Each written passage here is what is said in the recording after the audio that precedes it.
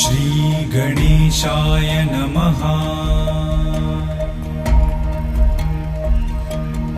ॐ जपाकुसुमसङ्काशं काश्यपेयं महाद्युतिं तमोरिं सर्वपापघ्नं प्रणतोऽस्मि दिवाकरम्।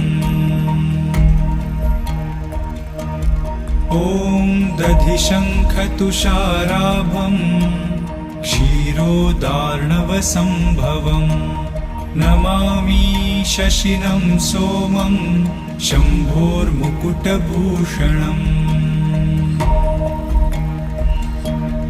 ॐ धरणीगर्भसम्भूतं विद्युत्कान्तिसमप्रभं कुमारं शक्तिहस्तं च मङ्गलम्